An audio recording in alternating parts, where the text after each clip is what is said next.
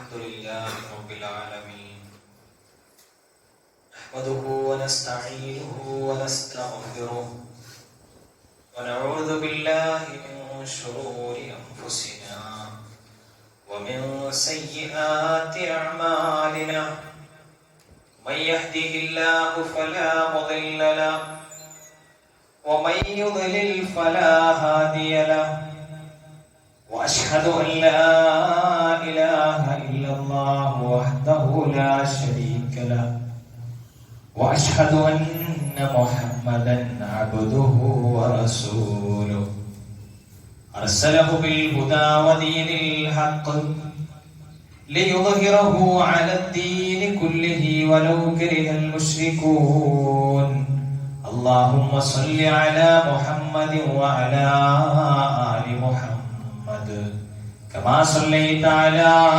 إبراهيم وعلى آل إبراهيم إنك حميد مجيد اللهم بارك على محمد وعلى آل محمد كما باركت على إبراهيم وعلى آل إبراهيم إنك حميد مجيد أما بعد فإن خير الكلام كلام الله وخير السنن سنن محمد صلى الله عليه وسلم وشر الأمور محدثاتها وكل محدثة بدعة وكل بدعة ضلالة أعوذ بالله من الشيطان الرجيم يا أيها الذين آمنوا اتقوا الله حق تقاته ولا تموتن إلا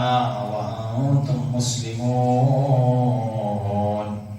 إن أريد إلا الإصلاح ما استطعت وما توفيقي إلا بالله عليه توكلت وإليه أنيب رب اشرح لي صدري ويسر لي أمري واحلل عقدة من لساني يفقهوا قولي.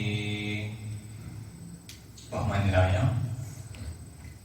സത്യവിശ്വാസികളെ, വിശ്വാസിനികളെ, ജീവിതത്തിന്റെ നിഖില മേഖലകളിൽ പ്രപഞ്ചനാഥനായ അല്ലാഹുവിന്റെ ആജ്ഞാനിർദ്ദേശങ്ങൾ സൂക്ഷിച്ച് പാലിച്ച് ഭക്തനായി തീരാൻ പരമാവധി പരിശ്രമിക്കണമെന്ന് സ്വന്തത്തെ മറക്കാതെ ഓരോരുത്തരോടും ഓർമ്മപ്പെടുത്തുകയാണ്, വസിയത്ത് ചെയ്യുകയാണ്. അല്ലാഹു റബ്ബുൽ ഇസ്സത്ത് നമ്മെ ഏവരെയും അവൻ ഇഷ്ടപ്പെടുന്നവരിൽ ഉൾപ്പെടുത്തി സഹായിക്കട്ടെ. പ്രിയമുള്ളവരെ, കേരളത്തിൽ ബഹുഭൂരിഭാഗം വരുന്ന അറബി ഭാഷയിൽ ഖുതുബ നടക്കുന്ന പള്ളികളിൽ ആജീവനാന്തം വർഷം തോറും ഓരോ ആഴ്ചയിലും നടക്കുന്നത് മിസ്റിലെ ഇബ്നു നബാത്തത്ത് നടത്തിയ ഒരു വർഷത്തെയോ അല്ലെങ്കിൽ വ്യത്യസ്ത വർഷങ്ങളിൽ നിന്ന് കടഞ്ഞെടുത്തതോ ആയ ഒരു വർഷത്തേക്കുള്ള ഖുതുബ സമാഹാരം നോക്കിയിട്ടാണ്. ഒരു അറബി ഭാഷയിൽ ഖുതുബ നടക്കുന്ന പള്ളിയിൽ, പ്രത്യേകിച്ചും കേരളത്തിൽ EK സമസ്തയുടെ പള്ളിയിലാണ് ഇപ്പോൾ ഇബ്നു നബാത്തത്തിന്റെ ഖുതുബ ഓടിക്കൊണ്ടിരിക്കുന്നത്.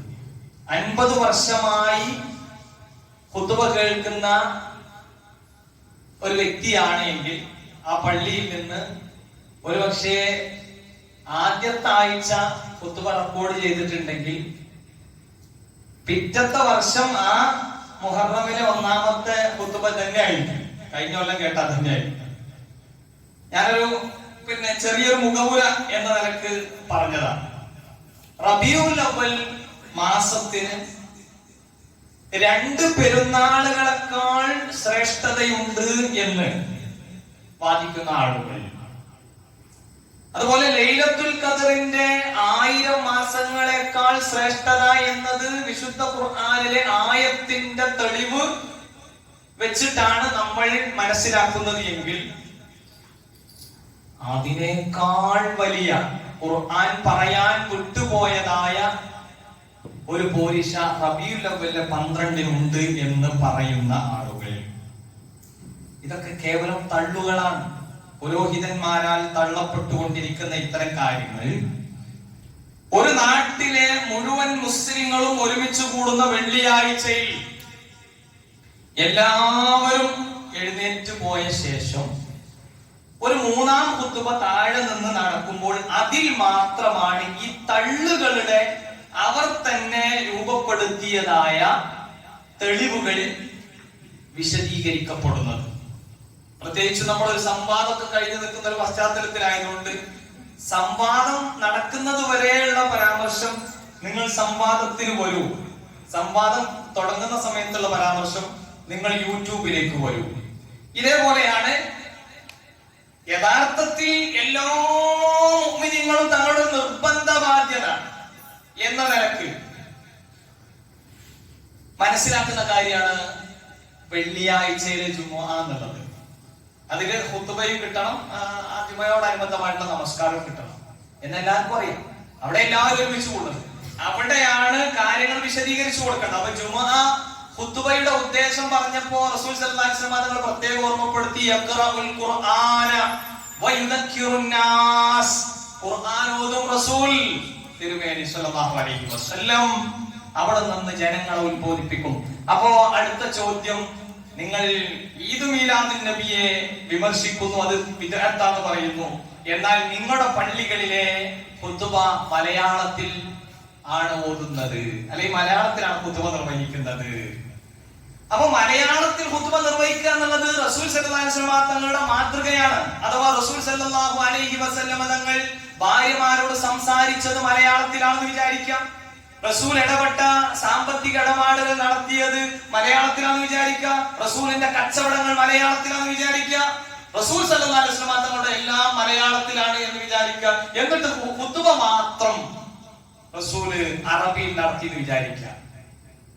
അല്ല, ഒന്നും വേണ്ട. റസൂലിന്റെ നാട്ടുകാർക്ക് വയത് പറഞ്ഞു കൊടുക്കണതൊക്കെ മലയാളത്തിലാണെന്ന് വിചാരിക്കുക. ബാക്കി എല്ലാ കാര്യമൊക്കെ അറബിയിൽ തന്നെയാണെന്ന് വിചാരിച്ചോളൂ. ഞാനൊരു എക്സാമ്പിൾ പറയാം. ജുമുഅ ഖുതുബ മാത്രം അറബിയിൽ ആണ് എങ്കിൽ നമ്മളിപ്പോ ഇന്ന് നടത്തുന്ന എല്ലാം മലയാളത്തിൽ, ഖുതുബ മാത്രം അറബിയിൽ എന്ന് പറയുന്നതിനെ നമുക്ക് എന്നെ ന്യായീകരിക്കാം. പക്ഷെ അല്ലാഹുവിന്റെ റസൂലിന്റെ എല്ലാം അറബിയിലായിരുന്നു, കാരണം അവിടുത്തെ ഭാഷ അറബിയാണ്. എന്നതുപോലെ നമ്മുടെ നാട്ടിൽ ആളുകൾ ജുമുഅ ഖുതുബയെ വിമർശിക്കുമ്പോൾ അതിന്റെ കാര്യം കൃത്യമായി മനസ്സിലാക്കേണ്ടതുണ്ട്. ഇൻഷാ അല്ലാഹ് നമുക്ക് അതിലേക്ക് വരാം.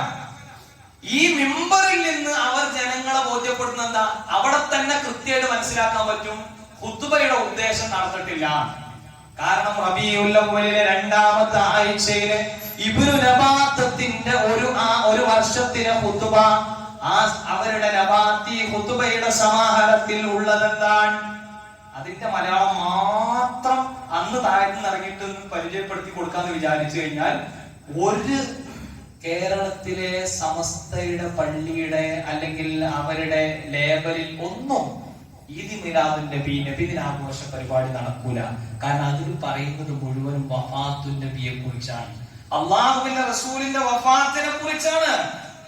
ആയിഷത്തു സിദ്ദീഖ റളിയല്ലാഹു അൻഹയുടെ വീട്ടിലേക്കാണ് റസൂലുള്ളാഹി സ്വല്ലല്ലാഹു അലൈഹി വസല്ലം തങ്ങളെ സ്വഹാബത്ത് എത്തിച്ചു കൊടുക്കുന്നത്, എല്ലാ ഭാര്യമാരുടെയും സമ്മതപ്രകാരം തന്നെ.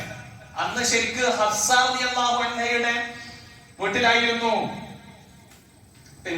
റസൂലിന്റെ ചാൻസ് ഉണ്ടായിരുന്നത്. ഭാര്യമാർക്കിടയിൽ നീതി പാലിക്കുക എന്നുള്ളത് അള്ളാഹുവിന്റെ റസൂലിന്റെ വലിയൊരു മഹിതമായ മാതൃകയാണ്. അപ്പോ അതൊക്കെ എല്ലാവരുടെയും സമ്മതപ്രകാരം ആയിഷ ബീവിന്റെ വീട്ടിലേക്ക് വരും. ആയിഷ ബീവിനോട് റസൂല് കാര്യങ്ങളൊക്കെ, പ്രശ്നങ്ങൾ പ്രയാസങ്ങളൊക്കെ ബോധ്യപ്പെടുത്തുക. ഫാത്തിമ ബീവി അടുത്തുണ്ട്. ആ ഫാത്തിമ ബീവിയോട് വിഷമങ്ങൾ പറയാണ്. അല്ലാഹുവിന്റെ റസൂല് കുറെ കാര്യങ്ങൾ ബോധ്യപ്പെടുത്തും ചെയ്യാം. ഫാത്തിമ ബീവി ആദ്യം കരയുന്നു, പിന്നെ ചിരിക്കുന്നു. സംഭവങ്ങളൊക്കെ നമുക്കറിയാം. ഹസൻ ഹുസൈൻ റളിയല്ലാഹു അൻഹുമാ പേരക്കിടാങ്ങൾ അല്ലാഹുവിന്റെ റസൂലിന്റെ വിയോഗത്തിന്റെ സമയത്തതാ അവർ ഒരു കരയുകയാണ്.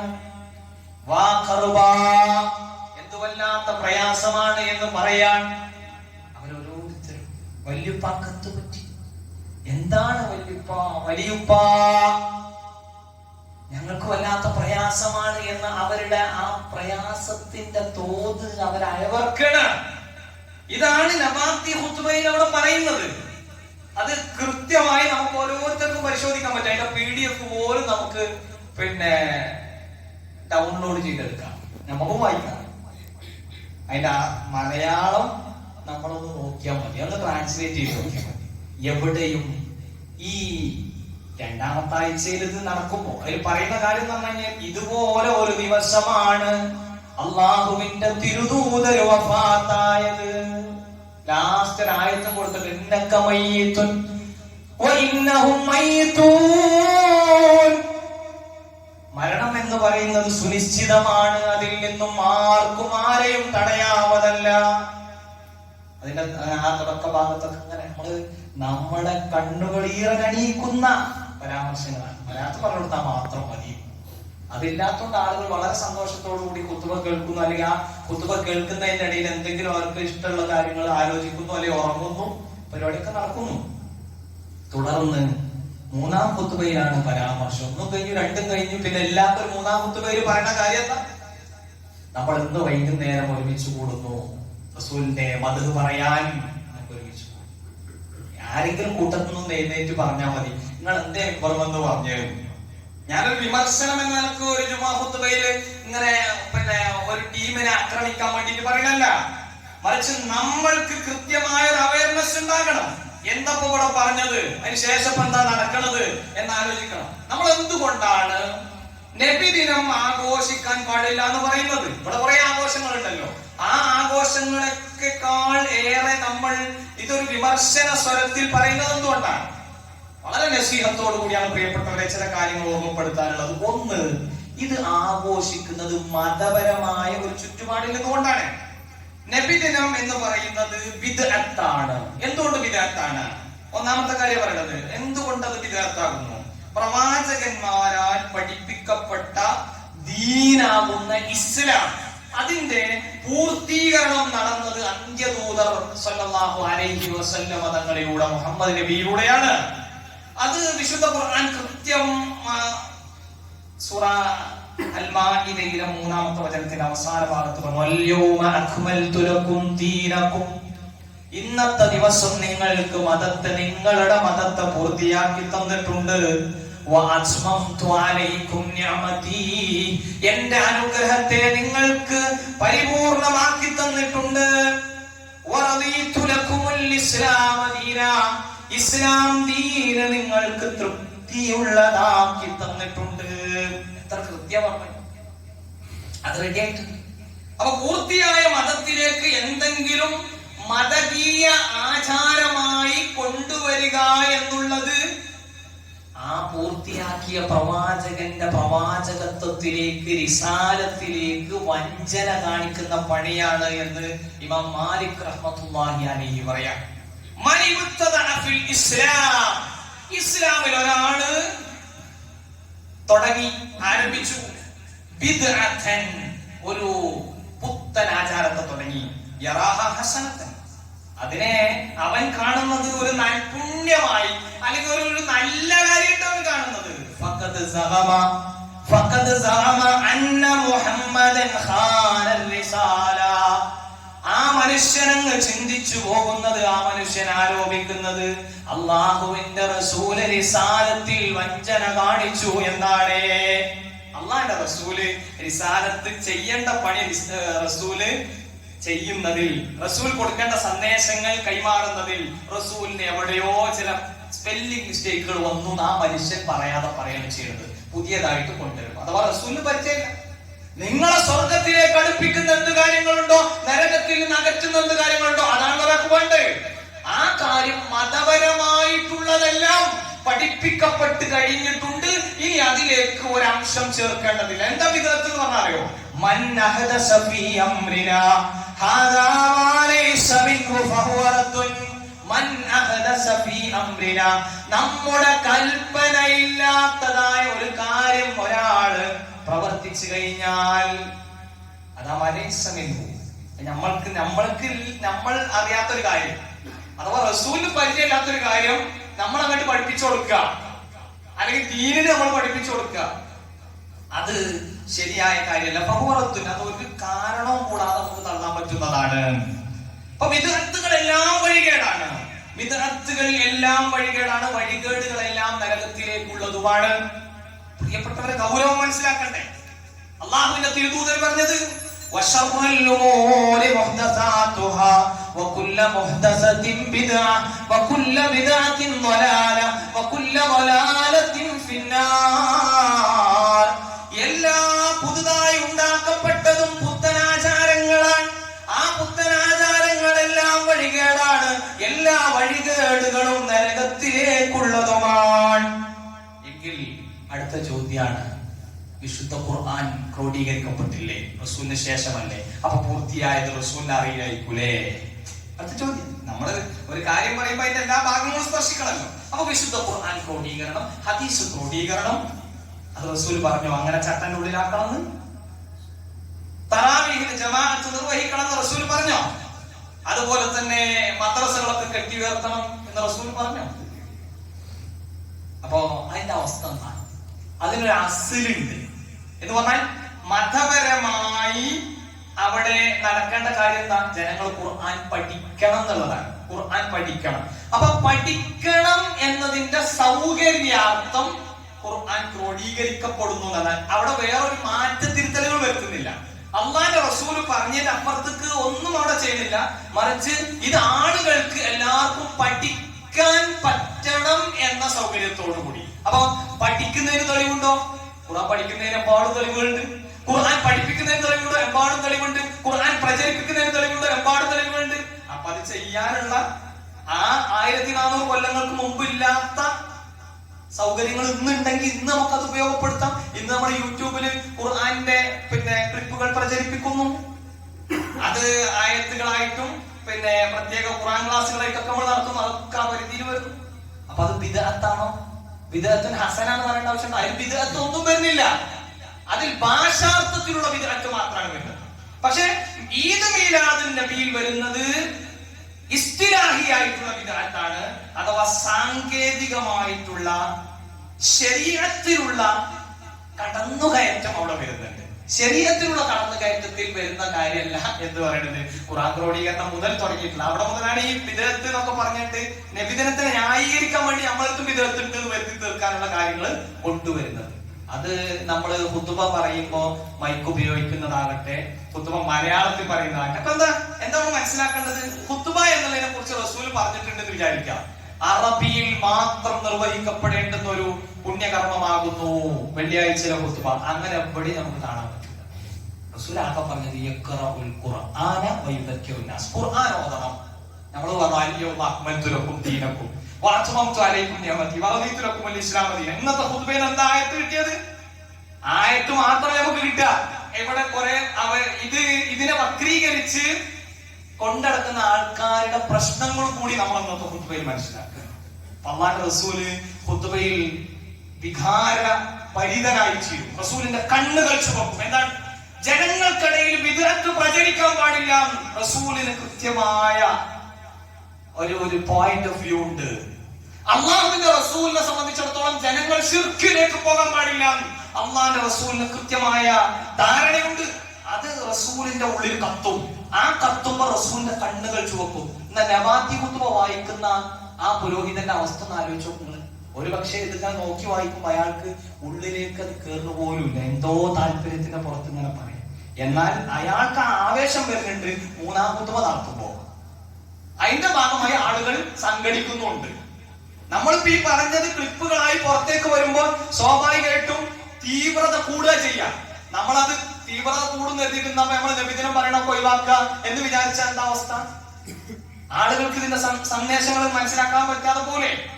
അപ്പോ യഥാർത്ഥത്തിൽ ഈ ആചരിച്ചുകൊണ്ടിരിക്കുന്ന കാര്യങ്ങൾ മൈക്കിലേക്കും മലയാള ഖുതുബയിലേക്കും അതേപോലെ തന്നെ ഖുർആൻ ക്രോഡീകരണത്തിലും ഹദീസ് ക്രോഡീകരണത്തിലൊക്കെ ചേർത്തി പറയുമ്പോ സാമാന്യ ജനങ്ങളെ പൊട്ടീസാക്കാൻ സാധിക്കുമെന്നതിനപ്പുറം ബുദ്ധിയും വിവേകവും തന്മയത്വവും ഒക്കെ ഉള്ള ആളുകളെ ഒരിക്കലും അപകടത്തിലാക്കാൻ കഴിയുകയില്ല എന്ന് തിരിച്ചറിയാം. അതുകൊണ്ട് നമ്മൾ വലയിപ്പെടരുത് പ്രിയപ്പെട്ടവരെ. ഇനി നോക്കുമ്പോൾ ഇതിന്റെ മറ്റൊരു പ്രത്യേകത എന്ന് പറഞ്ഞാൽ നബിദിനം എന്തുകൊണ്ട് ആഘോഷിക്കാൻ പാടുന്നത്? ബിദ്അത്താണ്. അതോടുകൂടി തന്നെ അതിന്റെ എല്ലാ അസ്ലും പോയി. അസ്ലുൽ മൗലിദി ബിദ്അത്തുൻ എന്ന് ഇബ്നു ഹജർ അൽ ഹൈതമി റഹ്മത്തുള്ളാഹി അലൈഹി പ്രത്യേകം ഓർമ്മപ്പെടുത്തിയിട്ടുണ്ട്. അന്നത്തെ ഈ മൗലിദ് ആഘോഷം എന്നൊക്കെ പറഞ്ഞു കഴിഞ്ഞാൽ വളരെ ചെറിയ ഡോസിലുള്ളതാണ്. പക്ഷെ ഇന്ന് നമ്മൾ കാണുന്നത് എന്ന് പറഞ്ഞാൽ വളരെ ഹൈ റേഞ്ചിലുള്ള സാധനങ്ങളാണ്. അള്ളാന്റെ റസൂലിനെ അള്ളാഹുവിലേക്ക് ചേർത്തിട്ടൊക്കെ പറയുന്നത്. കഴിഞ്ഞ ആഴ്ചയിൽ കുറച്ച് കാര്യങ്ങൾ നമ്മൾ പറഞ്ഞു. ഇത് നോക്കുമ്പോൾ ഇതിൽ ഏറ്റവും പ്രധാനപ്പെട്ട ഒരു കാരണം ഉത്തമ തലമുറകൾക്ക് ആർക്കും പരിചയമില്ല. റസൂൽ പറഞ്ഞില്ലേ സ്വല്ലല്ലാഹു അലൈഹി വസല്ലം ഖൈറുൽ ഖുറൂനി ഖർനി, എന്റെ തലമുറയാണ് ഏറ്റവും നല്ല തലമുറ. സുമ്മല്ലദീന യലൂനഹും, അതിനെ തുടർന്ന് വരുന്ന തലമുറയാണ് പിന്നെ ഏറ്റവും നല്ലത്. സുമ്മല്ലദീന യലൂനഹും, അതിനു ശേഷം വരുന്ന മൂന്നാമത്തെ തലമുറ ഏറ്റവും നല്ലത്. ആ 3 തലമുറകളിലും ഇങ്ങനൊരു ആചാരത്തെ പറ്റി അവർക്ക് അറിയുക പോലും ഇല്ല എന്നുള്ളതാണ്. ഇനി ഈ ആചാരത്തിന്റെ മറ്റൊരു പ്രത്യേകത എന്താണെന്ന് വെച്ചാൽ, അപകടം എന്താന്ന് വെച്ച് കഴിഞ്ഞാൽ, ജൂത ക്രൈസ്തവരോട് താതാത്മ്യപ്പെടുന്ന സദൃശ്യമാകുന്ന കുറെ കാര്യങ്ങൾ ഇതിൽ വരുന്നുണ്ട്. അല്ലാതെ തിരുദൂതരും പറഞ്ഞിട്ടുണ്ട്,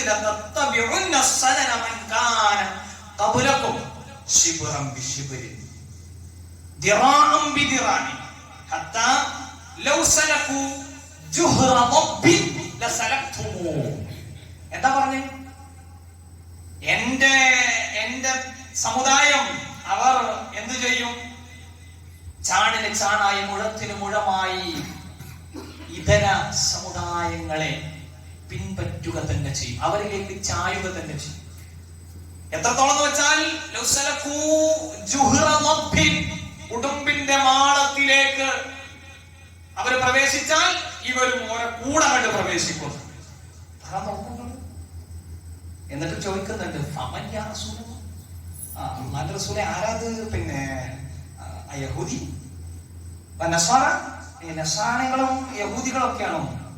ഫമൻ, അല്ലാതെ പിന്നെ ആരാ? റസൂല് പറയാൻ. അപ്പൊ യഹൂദികളെയും നസ്രാണികളെയും ഒക്കെ അവരുടെയൊക്കെ പിന്നെ മതകീയ ആചാരങ്ങളെ കടമെടുക്കുക എന്ന് പറയുന്ന ഒരു പ്രോസസ് കൂടി ഇവിടെ നടക്കുന്നുണ്ട്. നമുക്ക് ഒരുപാട് ഉദാഹരണങ്ങൾ കാണാൻ പറ്റും. ഉണ്ണി യേശു, ഉണ്ണി മുഹമ്മദ് വരെയാണ്. അപ്പോ ഒരു ഭാഗത്ത് നബിദിനം എന്നതിന്റെ പേരിൽ നടക്കുന്ന വലിയ അത്യാചാരങ്ങൾ നടക്കുന്നുണ്ട്. ഭൗതികമായ ഗോഷ്ഠികളിൽ തന്നെ നമ്മൾ അവിടേക്ക് ഒന്നും പോണ്ട, അതിന്റെ അസില് നിന്ന് പിടിക്കുക. യഥാർത്ഥത്തിൽ ഇത് എന്തുകൊണ്ട് പാടില്ല? ഒരു 50 പൈസന്റെ അല്ലെങ്കിൽ 1 രൂപേന്റെ 5 രൂപേന്റെ 10 അല്ല 1000ന്റെ മിഠായി നമുക്ക് തരാന്ന് പറഞ്ഞാലും അത് നമുക്ക് പോയി വാങ്ങാം. അല്ലെങ്കിൽ നമ്മൾ കല്യാണത്തിന്റെ ഭാഗമായിട്ടും മറ്റ് സൽക്കാരത്തിന്റെ ഭാഗമായിട്ടും നമ്മൾ കൊടുക്കണമല്ലോ. അപ്പൊ അത് കൊടുക്കാനുള്ള പിശുക്കത്തരം കൊണ്ടല്ല നമ്മളത് നിർവഹിക്കാത്തത്, മറിച്ച് അതിന് അസ്ല് വേണം, അതിന് അടിസ്ഥാനം വേണം. ആ അടിസ്ഥാനമില്ല. ഇതിൽ ജൂത ക്രൈസ്തവരെ പിന്തുടരുന്ന ഒരു അധമ്യമായ ഒരു മൂർത്തിഭാവമായി കടന്നു വരുന്നുണ്ട്. അതുകൊണ്ട് പറ്റൂല, അതുകൊണ്ട് വെറുതെ പറ്റൂല എന്ന് പറയില്ല. വിദഗ്ധാണ്, ഉത്തമ തലമുറക്ക് പരിചയമില്ലാത്തതാണ്. അതേപോലെ തന്നെ ഇതിൽ സദൃശ്യപ്പെടുന്ന, ഇതരരോട് സദൃശ്യപ്പെടുന്ന അവസ്ഥയും. പിന്നെ ഏറ്റവും പ്രധാനപ്പെട്ട ഒരു കാര്യം എന്താ? ഇത് ഫാത്തിമിയാക്കൾ അവരുടെ അസല് ഷിയത്താണ്, അഥവാ ഷിയാക്കളാണ്. ആ ഷിയാക്കൾ എന്ന് പറഞ്ഞാൽ പരിശുദ്ധ ഹറമിനോട് പോലും അപമര്യാദ കാണിച്ച ആൾക്കാരാണ് ഷിയാക്കൾ. ആ ഷിയാക്കൾ ലോകാടിസ്ഥാനത്തിൽ തന്നെ പ്രിയപ്പെട്ടവരെ, ഷിയാക്കൾ മുസ്ലിങ്ങൾ അല്ലെങ്കിൽ ഷിയാക്കൾ സുന്നികൾ എന്ന 2 പ്ലാറ്റ്ഫോമുകളായിട്ടാണ് മുസ്ലിം കമ്മ്യൂണിറ്റിയെ പരിചയപ്പെടുത്തുമ്പോൾ തന്നെ പറയാൻ മുസ്ലിംസ് മാത്രമാണ് ഷിയാക്കൾ എന്ന് പറയുന്നത്. അപ്പൊ ആ ഷിയാക്കളുടെ വേരാണ് ഇതിനുള്ളത്. ഫാത്തിമിയാക്കളിലെ ഉബൈദിയാക്കളിലേക്ക് വരുന്ന ഒരു അസിലാണ് ഈ ഈദ് മീലാദുൻ നബിക്കുള്ളത്. അത് തുടങ്ങുന്നത് 300 കാലഘട്ടത്തിലാണ്. തീവ്ര വിഭാഗക്കാരായിട്ടുള്ള ഉബൈദിയാക്കൾ എന്നാണ് തുടങ്ങുന്നത്. പക്ഷെ ഈ 600കളൊക്കെ എത്തിയപ്പോ, ഹിജ്റ 600കളിലൊക്കെ എത്തിയ സമയത്ത് ഇർബിൽ ഭരിച്ചിരുന്ന മുഫർദീൻ എന്ന് പറയുന്ന രാജാവ്, അദ്ദേഹം ഭരണത്തിലൊക്കെ ആകെ പോരായ്മ നേരിട്ട് വലിയ ആ ഭരണ അലംഭാവം കാരണം എട്ടങ്ങാറായി നിൽക്കുന്ന സമയത്താണ് ഇവിടെ ഇങ്ങനെ കുറച്ച് പുരോഹിതന്മാരൊക്കെ മധുവായിട്ട് ഇങ്ങനെ വരുന്നത്. ഞാൻ ചുരുക്കി പറയാം, മധുവായിട്ട് ഇങ്ങനെ വരുമ്പോ ആ മധുവിന് കുറച്ച് മാർക്കറ്റ് ചെയ്യാൻ നല്ല എളുപ്പമുള്ള പരിപാടിയാണത്. പ്രശംസ പിടിച്ചു വെച്ചലാണ്. മൗലിദ് കഴിക്കും നെങ്കിൽ അന്നാടയ്യായിരം, പൊരിക്കുന്നതാണ് കോഴിയും 10,000. അപ്പൊ 5000 ആട് അവിടെ എന്തായി ഹാജരായി, പൊരിക്കാൻ കോഴി 10,000 ആയി. അപ്പൊ ഭയങ്കര സെറ്റപ്പാണ്. ഈ ആചാരം അന്ന് തന്നെ തുടങ്ങി വെച്ച പരിപാടിയാണ്. പക്ഷേ ഇത് നടത്തുന്ന ആൾക്കാരുടെ അവരുടെ ഗ്രന്ഥങ്ങളിൽ പോലും എന്തില്ല, 300ന്റെ മുമ്പത്തെ കണക്കൊന്നുമില്ല. മിനിമം സെൻസ് ഇതിലുണ്ടെങ്കിൽ ഇതിനു വേണ്ടി നമ്മൾ സമയം മെനക്കെടുത്തു. അല്ലെ നമ്മുടെ കുടുംബങ്ങളുടെ സമയം ഇതിനു വേണ്ടി പോകുന്നത് നമുക്ക് പ്രയാസമില്ലാത്തതായി മാറും. അല്ലാതെ തിരുദൂതർ വഫാത്തായ ദിവസത്തെ ആചരിച്ചുകൊണ്ടിരിക്കുകയാണ്. ലോകത്ത് വലിയ എതിരഭിപ്രായങ്ങൾ വരാത്ത ഒരു വിഷയമാണ് റബീഉൽ അവ്വൽ 12 റസൂൽ വഫാത്തായി എന്നുള്ള വിഷയം. അതുകൊണ്ട് തന്നെയാണ് ഇബ്നു നബാത്തത്ത് തന്റെ 2ാമത്തെ ആഴ്ചയിലെ ഖുതുബയിൽ എന്ത് ചെയ്തത്, വഫാത്തുൻ നബി കൊടുത്തത്. നമ്മൾ ശ്രദ്ധിക്കണം, ശരിക്കും ശ്രദ്ധിക്കണം. ഷിയാക്കൾ തുടങ്ങി വെച്ച, മുൻഗാമികൾക്ക് പരിചയമില്ലാത്ത, ഇത് ആഘോഷിക്കുന്ന ആളുകൾ തന്നെ അങ്ങനെ പ്രത്യേകം പറയാത്ത നബി സ്നേഹത്തിൽ അതിര് കവിച്ച് കൊണ്ടുവരുന്നതായ ഈ ആചാരം നമ്മൾ നടത്തുകയില്ല എന്നും നമ്മുടെ വേണ്ടപ്പെട്ട ആളുകളൊക്കെ പരമാവധി അതിൽ നിന്ന് നെഗറ്റീവ് അടിപ്പിക്കുന്നു നമ്മൾ എന്ത് ചെയ്യണം, നിയത്ത് ചെയ്യണം. ഇതൊരു ജനതയോടുള്ള അമർഷമല്ല കേട്ടോ, ഇതൊരു ജനമതത്തോടുള്ള വിരോധമല്ല കേട്ടോ, ഇത് ദീനിനെ ശരിയായി കൊണ്ടു നടക്കണം എന്നുള്ള ആളുകൾക്കുള്ള നസീഹത്താണ് കേട്ടോ. പ്രിയപ്പെട്ടവരെ, റസൂൽ പറഞ്ഞില്ലേ, ലാ തത്റൂനി, നിങ്ങള് എന്ത് ചെയ്യരുത്, പുകയ്ത്തരുത്. എന്നെ പുകയ്ത്തരുത് നിങ്ങൾ. മറിയമിന്റെ പുത്രൻ ഈസാ അലൈഹിസ്സലാമയെ ആ ജനത പുകയ്ത്തിയതുപോലത്തെ ഒരു പുകയ്ത്തല്, ദൈവപുത്രനാണ് എന്നൊക്കെ പറഞ്ഞുകൊണ്ട് ചേർത്തിക്കൊടുത്തത്, അങ്ങനെ പുകയ്ത്തല് വേണ്ട.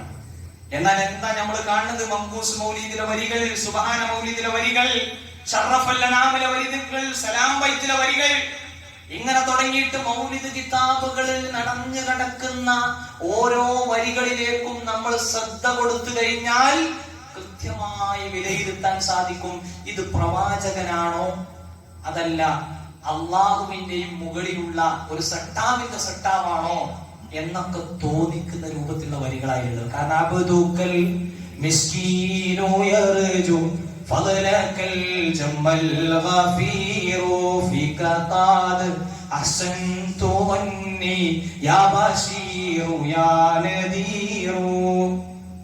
എന്താ പറഞ്ഞു, ഞങ്ങൾ അങ്ങയുടെ സാധുക്കളായ അടിമകളാണ്. മറ്റൊരു സ്ഥലത്ത് നമുക്ക് കാണാം, യാ സയ്യിദ സാദാത്തി ജിഅതുക ഖാസിദാ അർജു ഹിമാക ഫലാ തുഖയ്യിബു മഖ്സദി. ഞാൻ എന്റെ ലക്ഷ്യത്തെ പരാജയപ്പെടുത്തരുത് റസൂലെ, അങ്ങയുടെ അടുത്തേക്കാണ് വന്നിട്ടുള്ളത്.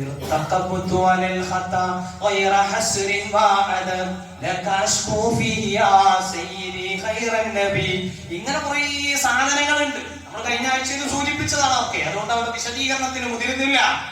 അപ്പൊ ശിർക്കിലേക്ക് ഇത് പോകുന്നു. അടിസ്ഥാനപരമായി ബിദ്അത്തിന്റെ ദോഷങ്ങൾ എന്തൊക്കെയാന്നുള്ളത് ഇൻഷാ അല്ലാഹ് നമുക്ക് അടുത്ത വരുന്ന ആഴ്ചകളിൽ ചർച്ച ചെയ്യണം.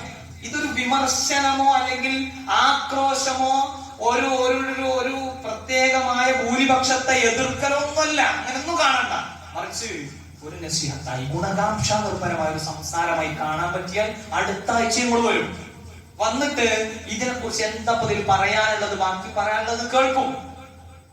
പ്രിയപ്പെട്ടവരെ, നമ്മൾ പ്രത്യേകം ശ്രദ്ധിക്കണം. അതുകൊണ്ട് ഇത് മുന്നോട്ട് കൊണ്ടുപോകാൻ വേണ്ടിയിട്ട് നിരത്തുന്ന ന്യായങ്ങൾ എന്തൊക്കെ ഉണ്ടെങ്കിലും ശരി, അതൊന്നും നമ്മളെ സംബന്ധിച്ചിടത്തോളം ആ ന്യായങ്ങളിലൊന്നും നമ്മൾ കൂപ്പുകുത്താൻ പാടില്ല. എന്തൊക്കെ ന്യായങ്ങളെ പറയണ, ഭൂരിഭാഗവും ഇതിന്റെ പിന്നാലല്ലേ. കുറെ ആൾക്കാർ ഇത് ആഘോഷിക്കുന്നില്ലേ. ഇപ്പൊ ഇങ്ങനെ വരുന്ന സാധനമാണ്. എനിക്ക് കൃത്യമായി പരിചയമുള്ളതുകൊണ്ട് ചില കാര്യങ്ങൾ പറയാൻ പറ്റും. തൊട്ട് മുമ്പ് പിന്നെ 1-2 ആഴ്ചകൾക്കൊക്കെ മുമ്പ് പ്രത്യേകിച്ച് ഹറമിന്റെ പരിസരത്തൊക്കെ പോയത് കൊണ്ട് പറയാൻ പറ്റുന്ന ചില കാര്യങ്ങളും കൂടി സൂചിപ്പിക്കാം. ഇപ്പോ ഹറമിന്റെ പരിസര പ്രദേശങ്ങളിലൊക്കെ ഉള്ള ഹോട്ടലുകളിൽ ഈ ടീം, ഈ റസൂലിന്റെ മദ്ഹ് എന്നുള്ള പേരിൽ റസൂലിനെ പടച്ചോനാക്കുന്ന ടീം ഉണ്ടല്ലോ, ശിർക്കൻ വിശ്വാസങ്ങൾ വെച്ച് പുലർത്തുകയും അതിലേക്ക് ആൾക്കാരെ ആകൃഷ്ടരാക്കുകയും ചെയ്യുന്ന ആൾക്കാർ തൗഹീദിന്റെ കേന്ദ്രത്തിൽ വന്നിട്ട് പറയും, അവരേതെങ്കിലുമൊക്കെ റൂമിന്റെ ഉള്ളിൽ പോയിട്ട് ജമാഅത്തൊക്കെ അപ്പുറത്ത് നടക്കുന്ന സമയത്ത്, അല്ലെങ്കിൽ ആരെങ്കിലും വല്ല ബലതിയൊക്കെ വന്നാണ്ട് ചാമ്പൂലെ അത് പൊഴിച്ചിട്ട് ജമാഅത്ത് നടക്കുന്ന സമയത്ത് അതുപോലും കളഞ്ഞിട്ട് ഇവിടെ പെണ്ണുങ്ങൾക്ക് ക്ലാസ് എടുത്തു കൊടുക്കുക. ഞാനിത് മുഴുവൻ പറയാൻ സമയമില്ല പ്രിയപ്പെട്ടവരെ. എന്നിട്ട് ആ ക്ലാസ് എടുക്കണേൽ എന്താ പറയണത്? ഇവിടുത്തെ നമ്മൾ ഈ എർത്തക്കബുത്തും അബദുക്കൽ മിസ്കീനും സാദാത്യൊക്കെ ഇങ്ങനെ പാടി പുകഴ്ത്തി നമ്മുടെ പ്രവാചകനെ നമുക്ക് പടച്ചോനാക്കാന്ന് പറഞ്ഞാണ്ട് ഇല്ലേ? ആൾക്കാർക്ക് ഇതൊന്നും അറിയണ്ടല്ലോ, പാട്ട് ഇങ്ങനെ കേട്ടു പോയാൽ മതി. പാട്ട് കേൾക്കലല്ല പ്രിയപ്പെട്ടവരെ ദീൻ എന്ന് പറഞ്ഞാൽ. ക്ലിയർ കട്ടായി കാര്യങ്ങളെ മനസ്സിലാക്കാൻ ദീനിൽ ജുംഹൂർ തെളിവല്ല. ഒരു ഭൂരിപക്ഷം ഉണ്ടായാൽ എല്ലാം ശരിയായി എന്നുള്ളത് വിചാരിച്ചു കഴിഞ്ഞാൽ കുറെ കാര്യങ്ങൾക്ക് നമുക്ക് ഇങ്ങനെ താതാത്മ്യപ്പെട്ടു പോകേണ്ടി വരും. ഭൂരിപക്ഷം അതിന്റെ കൂടെയാണ്. അത് മതത്തിൽ തെളിവല്ല. മതത്തിൽ അതില്ലത്തുൽ അർബഅ, 4 പ്രമാണങ്ങൾ, 2 അടിസ്ഥാന പ്രമാണങ്ങളും 2 സപ്പോർട്ടിംഗ് പ്രമാണങ്ങളുണ്ടോ എങ്കിലും അംഗീകരിക്കാം. അതാ നമുക്ക് പറയാനുള്ളത്. അപ്പൊ ഇതിനൊരു പ്രമാണവും ഇല്ല. എന്നിട്ട് ഇങ്ങനെ കടന്ന് കാറാണ്. നോക്കുമ്പോള് ഖുർആൻ തന്നെ പ്രയോഗിച്ച കുറെ വിഷയങ്ങളിൽ അക്സറുഹും ലാ യുഅ്മിനൂൻ, കുറെ ആൾക്കാർ വിശ്വസിക്കാത്തവരാണെന്ന് പറഞ്ഞു.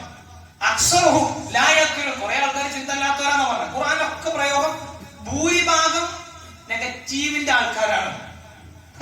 അക്സറുഹും ലാ യശ്കുറൂൻ, നന്ദി കാണിക്കാത്ത ആൾക്കാർ അധികവും. അക്സറുഹും യഹ്തഫിലൂന മീലാദുൻ നബി, കുറെ ആൾക്കാർ അതിന്റെ വക കേട്ടോ. അവര് അധികം ആൾക്കാരും മീലാദുൻ നബി ആഘോഷിക്കുന്ന ആൾക്കാരാണ്. അപ്പൊ അത് നമ്മളെ തെളിവല്ല. അല്ലാഹു സുബ്ഹാനഹു വ തആല കാര്യങ്ങൾ അവര് മനസ്സിലാക്കാൻ നമുക്ക് നല്ല തൗഫീഖിനെ പ്രദാനം ചെയ്ത് അനുഗ്രഹിക്കും. സല്ലല്ലാഹു അലൈഹി നബീന മുഹമ്മദ് വ ആലിഹി വസഹ്ബിഹി അജ്മഈൻ. ഏറെ ബഹുമാന്യരായ സഹോദരങ്ങളെ, സഹോദരിമാരെ, ഒരിക്കൽ കൂടി അള്ളാഹുവിനെ സൂക്ഷിച്ച് ഭക്തരായി തീരാൻ പരിശ്രമിക്കണമെന്ന് ഓർമ്മപ്പെടുത്തുകയാണ് വസിയത്ത് ചെയ്യാൻ. നമ്മൾ സൂചിപ്പിച്ചു വന്നത് മതത്തിന്റെ അടിസ്ഥാനമില്ലാത്ത ഏത് കാര്യമാണെങ്കിലും ശരി, അതൊരു ഈ ഒരു പ്രത്യേക പശ്ചാത്തലത്തിൽ മാത്രമല്ല, എന്ത് കാര്യം നമ്മൾ ചെയ്യുമ്പോഴും അതിന് അടിസ്ഥാനപരമായ പിൻബലം ഉണ്ടാകും. അത് പ്രമാണങ്ങൾ അടിസ്ഥാനമാക്കിയിട്ടുള്ളതാണ്. റസൂൽ സല്ലല്ലാഹു അലൈഹി വസല്ലം തങ്ങളുടെ മദ്ഹ് 24x7 അത്രയും മണിക്കൂറുകളിൽ, ഇനി അതിനെ സെക്കൻഡിലേക്ക് ഗുണിച്ചാൽ പോലും കിട്ടുന്ന അത്രയും സെക്കൻഡുകൾ പ്രിയപ്പെട്ടവരെ നമ്മുടെ ജീവിതത്തിൽ ഉണ്ടാകണം. അഥവാ ഞാൻ നിങ്ങളോട് ഇടപെടുന്ന ഒരു മേഖലയും റസൂൽ പറഞ്ഞിട്ട് അപ്പുറത്തേക്ക് പോകാൻ പാടില്ല. അത് നമ്മുടെ സാമ്പത്തിക രംഗം, വൈയക്തിക മേഖലകൾ, നമ്മുടെ കുടുംബ ജീവിതം, നമ്മുടെ ധാർമ്മികത, നമ്മുടെ മറ്റുള്ള സാമൂഹികവും സാംസ്കാരികവും രാഷ്ട്രീയവും ഒക്കെ ആയിട്ടുള്ള ഇടപെടലുകളിൽ അല്ലാഹുവിന്റെ റസൂൽ എങ്ങനെയാണോ അതിലെ റസൂലിന്റെ ഇടപെടലിന്റെ രീതിശാസ്ത്രം എന്താണോ ആ മെത്തഡോളജി പഠിച്ചിട്ട് അതനുസരിച്ച് പ്രവർത്തിക്കുക എന്നുള്ളതാണ് വിശ്വാസിയുടെ ധർമ്മം. അതിവിടെ മറന്നു പോകരുത്. നമ്മളിതൊക്കെ എതിർക്കാൻ ഒക്കെ ഭയങ്കര സെറ്റപ്പ് ആയിട്ടുണ്ടാവുമെങ്കിലും ഇത് എന്തതിൽ ഏറ്റെടുക്കേണ്ട കാര്യം അത് പറയാൻ വേണ്ടിയിട്ടാണ് നമ്മൾ എന്ത് ചെയ്യേണ്ടത്, പ്രത്യേകം ശ്രമിക്കേണ്ടത്. റസൂൽ സല്ലല്ലാഹു അലൈഹി വസല്ലം തങ്ങളുടെ ജീവിതം എനിക്ക് അന്നബിയു ഔലാ ബിൽ മുഅ്മിനീന മിൻ അൻഫുസിഹിം, ഒരു വിശ്വാസിയെ സംബന്ധിച്ചിടത്തോളം തന്നെക്കാൾ ഔലവിയത്ത്, തന്നെക്കാൾ പ്രധാനപ്പെട്ടത് നബിയാണ് സല്ലല്ലാഹു അലൈഹി വസല്ലം. ആ നബി തങ്ങളുടെ ജീവിതത്തിൽ സുന്നത്തുകൾ എന്തൊക്കെ ഉണ്ടോ മതപരമായി. ഇപ്പൊ റസൂൽ സല്ലല്ലാഹു അലൈഹി വസല്ലം തങ്ങള് ഹന്തക്ക് യുദ്ധം നടക്കുന്ന സമയത്ത് നോക്കുങ്ങള്, ഹന്തക്ക് യുദ്ധം നടക്കുന്ന സമയത്ത് റസൂൽ പറഞ്ഞത് ചതുപ്പ് നിലയങ്ങളൊക്കെ തെരഞ്ഞു പോകാന്നാണ്. എന്നാൽ അതൊക്കെ മാറ്റി വെച്ചിട്ട് റസൂല് കിടങ്ങ് കുഴിക്കാൻ എത്തിയത് ഭൗതികമായ ഒരു വിഷയത്തിൽ യുദ്ധതന്ത്രം വരയുന്ന ഒരു അഭിപ്രായത്തിൽ സൽമാനുൽ ഫാരിസിയുടെ പേർഷ്യൻ യുദ്ധതന്ത്രത്തെ റസൂൽ ആക്സെപ്റ്റ് ചെയ്യാൻ റെഡിയായത് റസൂലിന്റെ ഭാഗത്ത് റസൂലിന് വഹി കിട്ടിയ ഒരു വിഷയം അല്ലാത്തോണ്ടാണ്. അതേപോലെ തന്നെ ഉടുമ്പിന്റെ മാംസത്തിലേക്കൊക്കെ നമ്മൾ ചർച്ചകൾ പോകുമ്പോ ഉടുമ്പിന്റെ മാംസം റസൂലിന് ഇഷ്ടമല്ല, പക്ഷെ അബൂബക്കർ റളിയല്ലാഹു അൻഹു അത് കഴിക്കുന്നു, അല്ലെങ്കിൽ സ്വഹാബത്ത് അത് കഴിക്കാം, നമുക്കത് കഴിക്കാം എന്ന് പറഞ്ഞാൽ സുന്നത്തും ആദത്തും തിരിച്ചറിയാത്തോണ്ടാണ് മൈക്കിലേക്കും മറ്റു പലതിലേക്കൊക്കെ പ്രശ്നങ്ങൾ വരുന്നത്. അത് വേറെ വിഷയമാണ്. എന്നാൽ നമ്മുടെ ഈ ഡ്രസ്സ് കാര്യങ്ങൾ, ഇപ്പൊ ഞാൻ നല്ല വെള്ള വസ്ത്രമൊക്കെ ധരിക്കുകയാണെന്നുണ്ടെങ്കിൽ എനിക്ക് സമൂഹത്തിൽ ഒരു ഉന്നതിയും കാര്യങ്ങളൊക്കെ അതൊക്കെ ഓക്കെ. റസൂല് പറഞ്ഞതായ പ്രത്യേക ചിട്ടകളും അതിന്റെ മാതൃകകളൊക്കെ ഉണ്ട്. അതിനപ്പുറത്ത് ഞാൻ കന്തൂറ തന്നെ ധരിക്കണം, എനിക്ക് കന്തൂറ ധരിക്കാം. കാരണം റസൂൽ അത് ധരിച്ചത്, റസൂലിന്റെ വസ്ത്രവും അബൂജഹലിന്റെ വസ്ത്രവും ഒന്നാണ്. അപ്പൊ അബൂജഹൽ റസൂലിനെ സ്നേഹിച്ചില്ലേ? അബൂലഹബ് റസൂലിനെ സ്നേഹിച്ചില്ലേ? ഓരൊക്കെ സ്നേഹിച്ചിട്ടുണ്ട്. എന്നിട്ട് ഓര് പോണത് എവിടുക്കാന്നുള്ളത് നമുക്കറിയാം. അപ്പൊ ആ വസ്ത്രം കൊണ്ട് നമ്മൾ സ്വർഗത്ത് പോവില്ല. അതല്ലെങ്കിൽ നമ്മൾ അബൂജഹലിന്റെ സ്നേഹം സ്നേഹിച്ചത് കൊണ്ട് അബൂജഹലിനും കൂൾ ഡ്രിങ്ക്സ് കിട്ടൂല, നമുക്കും കിട്ടൂല. ആ ഏർപ്പാട് നമുക്ക് വേണ്ട. ഇങ്ങനെയുള്ള കുറെ സാധനങ്ങളിലൂടെയാണ് ജബ്ബാർ മോശനെ പോലത്തെ ആൾക്കാർക്കൊക്കെ കുറെ വളം കിട്ടിയത്. ഞാനൊരു അതും വേറൊരു വലിയ വിമർശനമായിട്ട് കൊണ്ടുവരല്ല.